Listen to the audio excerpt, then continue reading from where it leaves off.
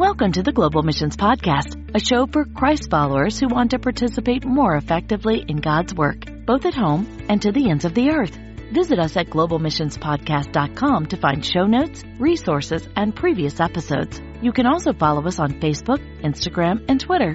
This podcast is brought to you by the Global Missions Toolbox, a new online collection of practical, trusted resources made for those who support global missions from home. Visit us online at globalmissionstoolbox.com to register for access to this growing collection of tools for senders.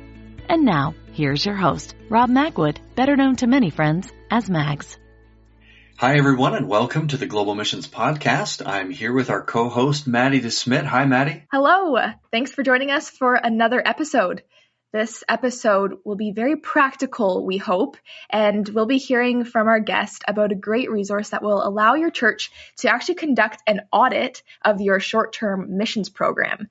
I love that it's practical. There is a download. And in fact, you might want to consider getting this download and then listen to it. But this is going to give you something to do if you want to have a little homework. Yes, homework for this podcast episode. So this audit, we think is just such a valuable way to get a sense of where your strengths are and celebrate those and praise God for those and where there might be room for growth and improvement. So this will give you a clear sense of that. That's good. Well, we also just note, Maddie, that this is like really relevant right now because now that COVID limitations are beginning to be set aside, churches are beginning to re-engage in short-term missions with more energy.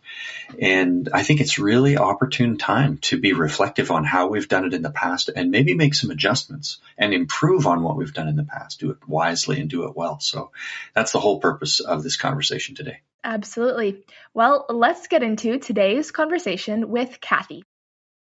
Our guest today is Kathy Mort, who has been involved in short-term missions in several capacities, including team member, team leader, advisor, and educational consultant. She is currently serving as the Curriculum and Training Director for Mission Excellence. Now, this is an organization that we know.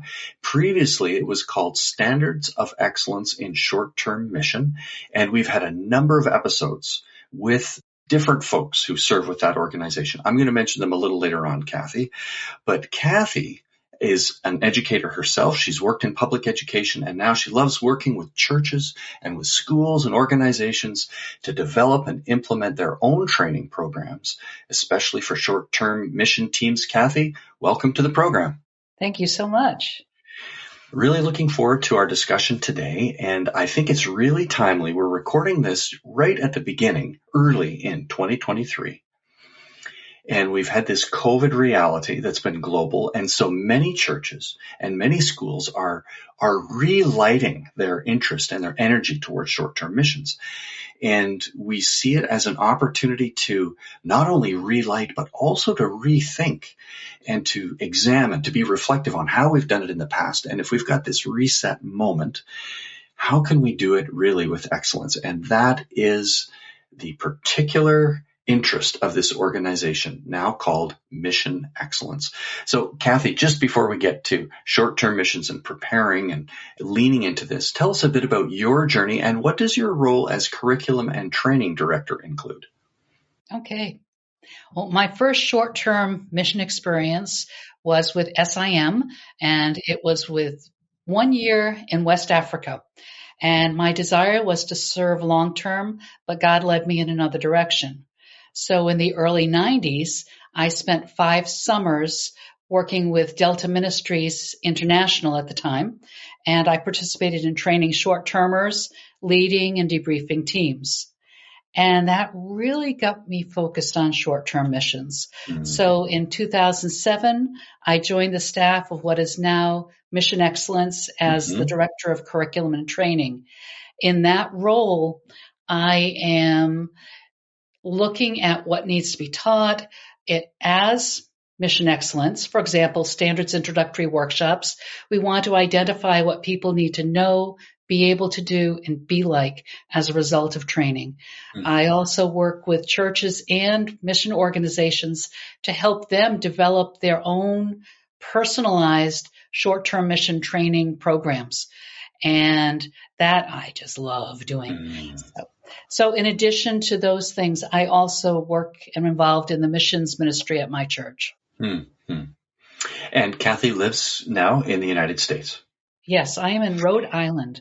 So Okay. Mission Excellence, most folks in Mission Excellence are out there in Vancouver, Washington, and I am in the remote office of Rhode Island. Very good.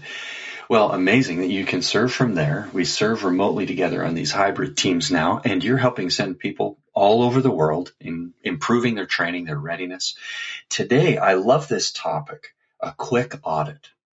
An audit in my mind just implies something where we take a scan to deliberately look at the recording and reflect and learn to go forward. And a quick audit, of course, is better than a long audit, maybe. When you talk about a short-term mission audit, what do you envision? What does that include? The short-term mission audit is a tool, and it helps churches, schools, and organizations reflect on their short-term mission program or process or teams. It's really designed to help identify strengths and weaknesses and to know where to start addressing changes. And when you think about churches, many churches have engaged formerly and are engaged in short-term missions. Again, we're kind of resuming that energy now in many ways. Why do you think it's important for churches to consider one of these audits? I think any church working to make their mission trips better and with a desire to move toward excellence in all of their short-term efforts will benefit from doing this audit. Sometimes we become comfortable in what we've been doing, and over time, important components are forgotten, or there are staff changes. Doing the audit helps people to look at the why behind the what of what's being done. Something else is that an audit is like an annual checkup to see how things are working and where attention is needed. Finally, I think churches should consider an audit because sometimes people don't know what they don't know. And this audit is a systematic way to look at the short-term mission trip and how it aligns to the standards of excellence. Now, the standards of excellence, maybe I'll put a note in here because we have had some episodes, especially about those standards. And Mission Excellence has identified 7 standards of excellence that are worthy of consideration. It's quite a comprehensive review. I'm just going to point quickly back to episodes 68 through 71. We actually did a mini series with some of the team at Mission Excellence. Brian was in on that. Randy was in on that. I think Tori as well, and Dawn. And we created a mini series. There are 3 or 4 episodes. If you'd like to click back on the Global Missions Podcast website, you can find those episodes there. There's also a review of it. Episode number 2, all the way back to episode number 2, was Don Johnson overviewing those same standards. So with that in mind, we've got these standards. Now we want to mention a new resource, or new to this conversation resource, Kathy, the Mission Trip Quick Audit. Kathy, we want to make sure it's clear. How can people get a copy of this? Now I've got it printed here, but just explain to folks, how can they get a copy of the Mission Trip Quick Audit? Okay. You can download the Quick Audit from Mission Excellence website, and that's missionexcellence.global. And you want to print it off because it cannot be done online. And then I'd encourage you to pray about it and then take the audit. A consideration, though, is rather than do this as a solo, that you might consider who else in your church might put voice to this and who would be able to benefit from participating in this. So we've had members of the same church take the audit in the past, and they have different responses. And so it's a good conversation to have. So I would encourage that you have more than one person in your church participating in the audit. That's really good. I wonder, Kathy, I'll just ask, have you had pastors contribute into that? We've had pastors, we've had mission committee members, we've had some lay people who are not involved in the missions committee, but pray for missions involved in that. We've had some goers from short-term teams do it. So it's important to get different perspectives, because when you look at excellence, some people who are goers might be people who have gone on the team and they say, training? We didn't have any training. So that's a good voice to hear. Mm-hmm. Well, it sounds really wise to just collect broadly and listen together, get a kind of a comprehensive view of things. Well, once a church has done that, let's say they've got it downloaded, they've had a few people take the audit or contribute to the audit. What are some of the next steps that you've seen really helpful? How is it folded forward in a helpful way? Well, first, people need to agree on where the strengths are and identify the gaps toward excellence. They need to understand what it is that they need to be doing or want to be doing. I suggest people take baby steps. Don't try to change everything at once. Success breeds success. So first, pray where to start. If you have a group of people together, have them pray together. Some folks decide they want to start with an area where they're almost where they should be, so they just want to tweak. Others say, oh no, we have to do this because we're not doing anything with background checks or administration, so this is where we need to start. So I would say that's really an important place to start. Consider the people who are the stakeholders in those, who might be impacted by the change and who needs to be involved to facilitate the change. You say, Kath, all I want to do is make mission trips better. I don't want to talk about change, but if you want something that's sustainable, you need to have it God-centered, and it needs to engage other members of the church body. Oh, really wise. And the experience that Kathy brings to this, having done it over and over again, just reminds us the value of not taking on too much at once. Even 7 standards, it's wonderful. It's a very comprehensive view, Kathy. I'm familiar with the standards, but it can be overwhelming, even 7. So to identify just one or more, I'd like to drill deep into one of these. And I asked Kathy to prepare for that. I think it's number 3. You were going to look with us at, Kathy. Right. Number 3 is mutual design. And mutual design refers to planning and implementation of the short-term mission trip. So with that one, I will read that to you. An excellent short-term mission collaboratively plans each specific outreach for the benefit of all participants and is expressed by on-field methods and activities aligned to long-term strategies of the partnership, the goer guest's ability to implement their part of the plan, and the host receiver's ability to implement their part of the plan. So that's the standard. So what I want you to do is think as though you're going to approach this audit. And as I read these, think about how you might respond with your church hat on, how you might respond with true or false to each of the statements. Mission trips help accomplish the goals of the partnership. Senders and hosts are aware of each other's long-term goals. Mission trips are designed collaboratively by senders and receivers.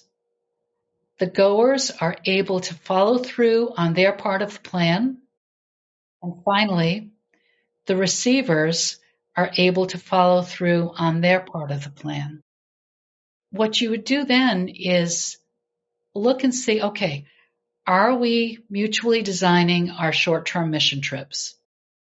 Now, if you in your church, if you say, yeah, we ask in our church, who's available? When can they do a trip? How long? And what do they want to do? Then we contact the missionary and mutually we decide on a time. So, whoa, that's not mutual design. So you go back and say, all right, so what is mutual design? You need to know one another's long-term goals. And you need to be accomplishing the goals of the partnership. So it starts with the goals and then working together. This takes time. It really is hard work. Mutual design flows out of the conviction that together we'll do better. And so that's really what you're looking at with mutual design. Well, I appreciate the intentionality toward understanding each other, and not only the missionary, as you've said. The short-term standards really lifts the perspective of the recipient community. I've appreciated that before. The idea that it's not just our ideas and our goals, but what are the long-term goals in that ministry context by our national brothers and sisters who will stay long-term in that context. How have you seen churches in North America really cultivate that understanding, Kathy? How do we lift our understanding of long-term goals of the folks we're reaching? In some cases, it takes a change of mindset, a sort of challenge past practices. And it requires a lot of communication. You use the word intentionality. You have to work hard to make sure that you are finding out what are the goals. There's also that cross-cultural component where people may just be expecting you to say, nope, just tell us what you need and we'll do that, because they're going to accommodate. So it's a matter of trust building, relationship. If there's one word that comes up most often in our standards discussions in short-term mission, it's the importance of relationship. We talked with a number of our organizations that have global partners, and they cannot stress the importance of relationship, listening, trusting, and communication enough. Mm-hmm. That seems to lift the importance of the missionary, if there is a missionary in that context, right? And as a bridge point, perhaps? You can have the missionary as a bridge point. In some cases, people also have what they're calling a cultural liaison, somebody who knows the culture, lives in the culture, and is able to help the Westerners, in this case, help the Westerners understand the most appropriate way to communicate.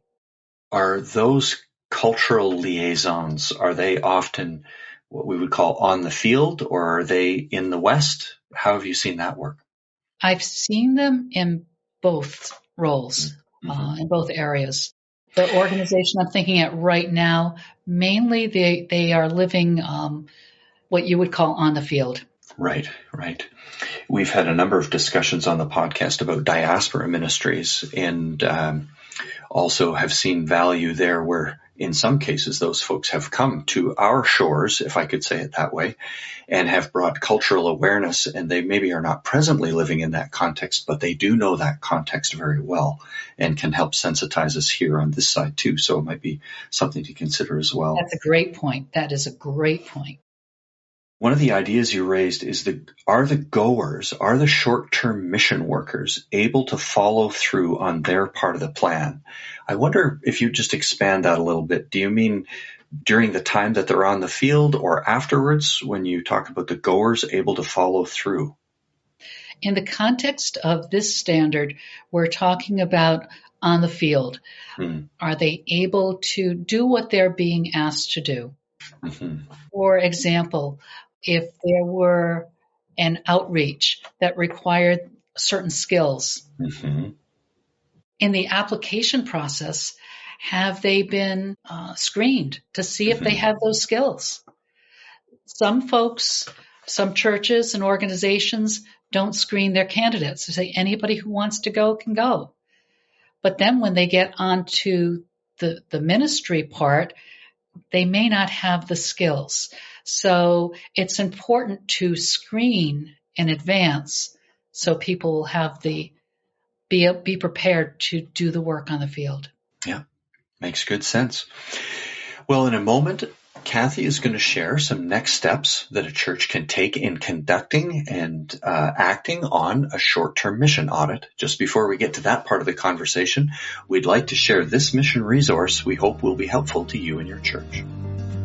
If you are listening to today's episode, perhaps you will be involved in a short-term mission trip in the future. Today, I want to share with you a tool meant to deepen discipleship through short-term missions. The Go Journal system includes a journey book for trip participants. This is a printed journal for goers to use before, during, and after the short-term mission. The Go Journal also includes a leader guide to help team leaders prepare and debrief their team. Lastly, the Mentor Guide is a free download to help a caring member of the home church support a short-term worker through hospitality and prayer. You can order the Go Journal for your upcoming trip by clicking the link in our show notes or by visiting globalmissionstoolbox.com. We are back with Kathy Mort, the Curriculum and Training Director for Mission Excellence. And in the first part there, Kathy, we described how people can get a hold of a copy and print a copy of the audit and begin to identify, well, first of all, raise their understanding of what excellence looks like, and then begin to identify where they have some strengths and some gaps. I know you've done this numerous times with churches. What I'd like to ask you about is some of your wisdom and your experience, having seen churches do this. What advice do you have for them to make it as fruitful as possible? What are some of the things you've seen work really well? I would say the first thing is to celebrate the successes. Celebrate the things you're doing well. That's good. Oftentimes people go right to, oh no, we have to do this, we have to do this. No, you're doing a lot right. That is so good. Yeah. Be encouraged, right? Right. Be encouraged. Keep doing what you're doing well. And if you want to tweak it and just make it better. But even more importantly, don't be discouraged. I was in a group once where they were so discouraged. They said, so we're not doing our partnerships right. So should we just cut them all off? I said, no. This is a learning part. This is a time to learn. So if you aren't satisfied with what you've been doing with your partnerships and sharing goals, let's problem solve. Let's figure out, how do we move forward from here? Use it as a learning opportunity for everyone. This is kingdom work. This isn't just a recipe. So this is something where you prayerfully approach the process and work with your partners. Now, if your partners say, we want no part of this, and that's different, but go through and, use this as a learning time. But in not being discouraged, I would say, just remember that well-intentioned people do the best with what they know at the time. And, you need to keep learning. If I stopped after my first year teaching, I've actually met some former students in the market. I say, I'm so sorry. You had me when I was a first year teacher. I am so sorry, because I am not the same teacher I was when I first started. So just keep trying new things, keep learning, and network with others. If you don't know how to do it, there are other churches with whom we as a network with Mission Excellence put people together. We'll say, oh, this church is doing this well. You might contact them. So those are just a few ideas. That's really but good. Set priorities too. Well, here, okay, so be encouraged. Network, and here I'll mention the Global Missions Toolbox community as well. Part of our goal is to build connections between people who are wrestling with the same types of things. And it might be that you at your church have solved an issue that another church is wrestling with this year, and they have solved last year what you're wrestling with now.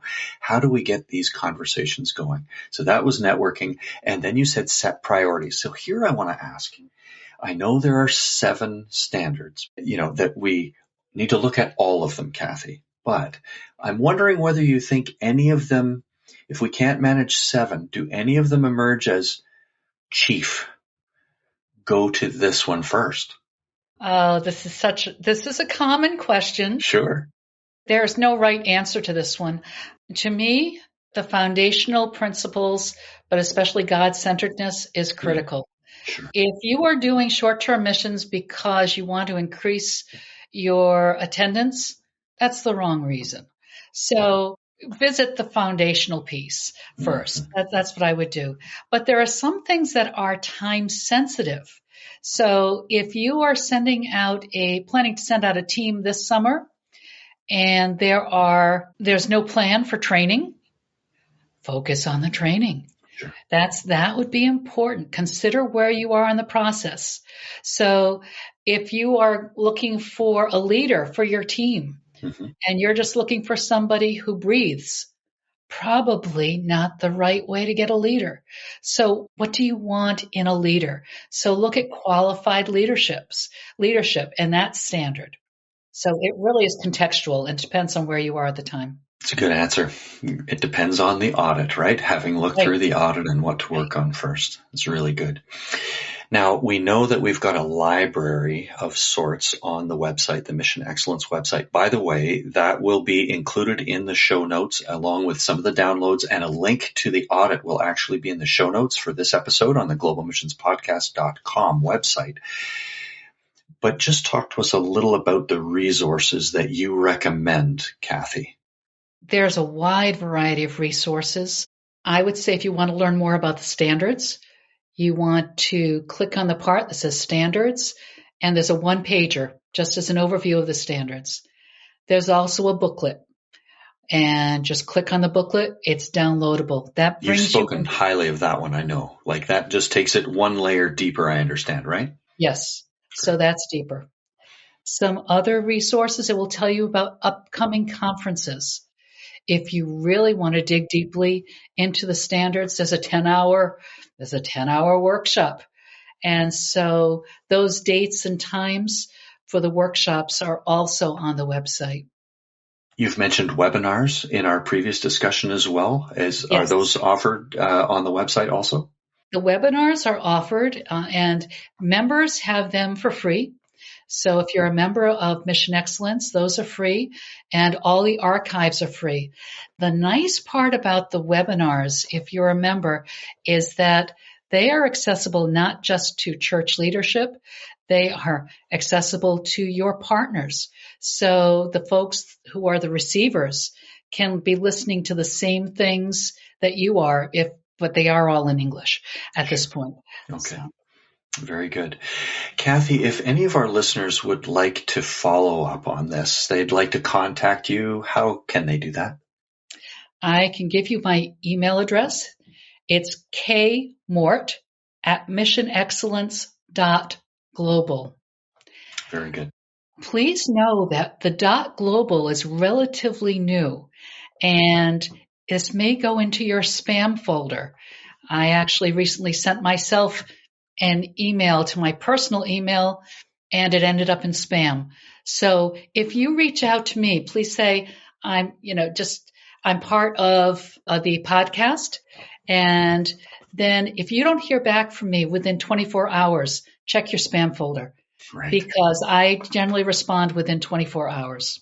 Oh, way to go.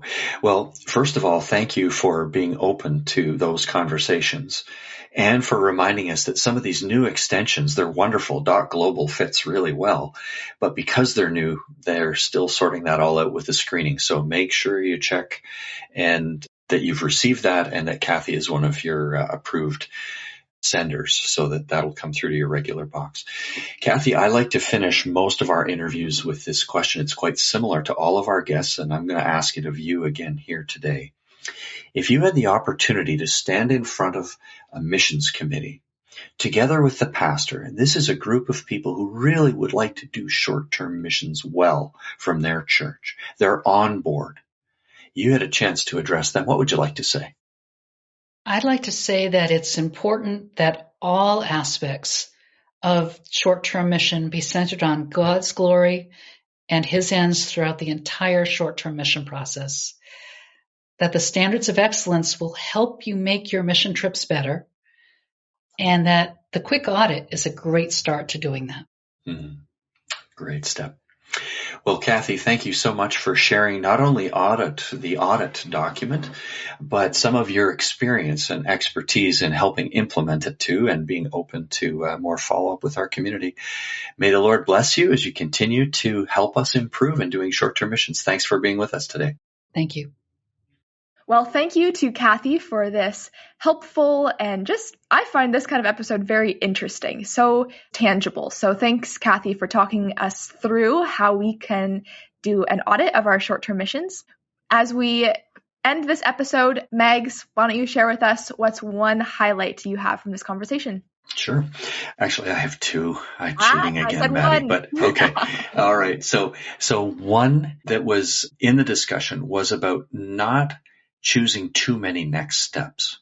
I think it's so practical, but it could be overwhelming. So I just love that she emphasized pick one or two things to work on and don't be overwhelmed with improvements, because you could just put out the fire with too much fuel on the fire, so to speak.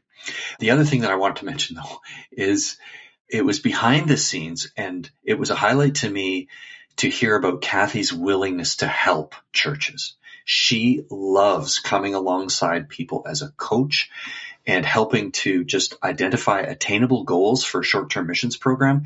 As deep as you might want to go, Kathy is ready to help you. She does calls, she does webinars, she does weekend workshops, she does accreditation, and she just loves engaging with people. So that was a highlight that I had, but we didn't actually say it on the, during the recording. Yes. So you're getting a little sneak peek at the behind the scenes of our conversation with Kathy, and definitely reach out to her. For my highlight, I just saw a lot of wisdom in one of her suggestions, really just a little tip of how to go through this audit. And that's just to have multiple people do this audit. I think it would be so interesting to see different perspectives that different missions-minded individuals will bring to this audit, and some really great opportunities for conversation in your missions committee or church leadership. So that stands out to me from this conversation. And this is just a reminder to you, our audience, that the download of the short-term mission audit will be available in the show notes of this episode. So you can go to globalmissionspodcast.com to get access to that. That's really good. Here, I'll just mention too, Maddie, the previous episodes on the podcast that are really relevant here, done with Kathy's team actually some time ago, are episodes 68, 69, 70, and 71. So it's a mini-series, 4-part mini-series on how to do short-term missions with excellence. Episode 68 is where you'd want to start. And it's just a great overview going deeper on these 7 standards and implementing it into your short-term mission program. That's right. This podcast is part of the Global Missions Toolbox, and we hope you'll stop by our website to check out the online collection of resources, including the short-term mission audit we talked about today. These are especially for senders, pastors, missions committees, and family and friends of workers who are sent to serve in missions. Join us again in 2 weeks when we'll continue to explore this grand adventure of being Christ's witnesses to the ends of the earth.